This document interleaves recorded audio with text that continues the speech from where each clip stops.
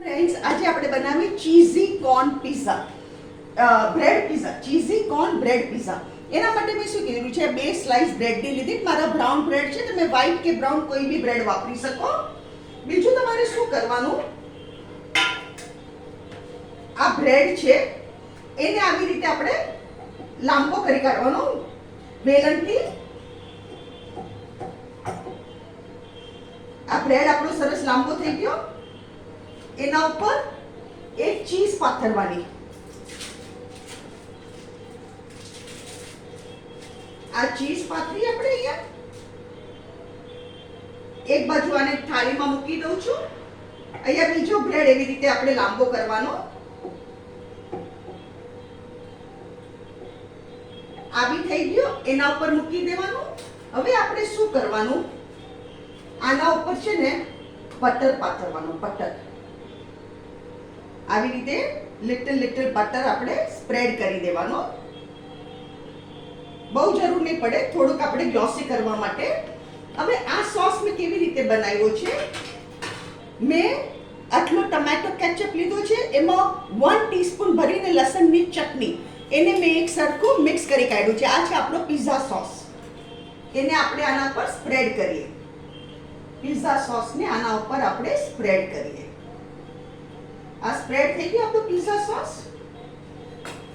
હવે એના ઉપર શું કરવાનું, આપણે કાંદા અને કેપ્સિકમ આપણે આવી રીતે સ્પ્રેડ કરીએ. કાંદા કેપ્સિકમ,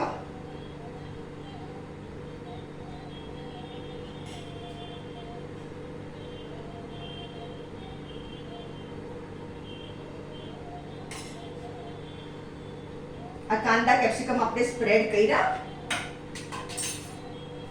એના ઉપર આ અમેરિકન કોર્ન મેં લીધા છે. અમેરિકન કોર્ન આપણે આવી રીતે સ્પ્રેડ કરી દેવાના.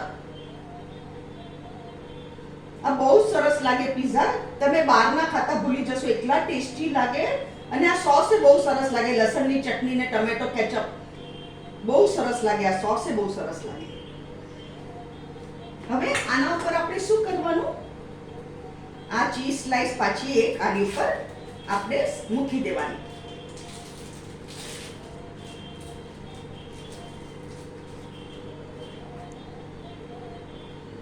હવે તમારે શું કરવાનું, નોનસ્ટિક તવો છે, એમાં બટર લેવાનું, એને ગરમ કરવાનું, અને પછી આ એના પર મૂકીને ઢાંકીને ધીમા તાપે જ્યાં સુધી ચીઝ મેલ્ટ ન થાય ત્યાં સુધી આપણે આને બેક કરવાનું. મેં ઓલરેડી બેક કરી ચૂકી છું. ફ્રેન્ડ્સ, આ છે આપણા ચીઝી કોર્ન બ્રેડ પિઝા. અને આ મેં વેફર્સ સાથે પીરસ્યું છે. આ ટમેટો વેફર્સ છે.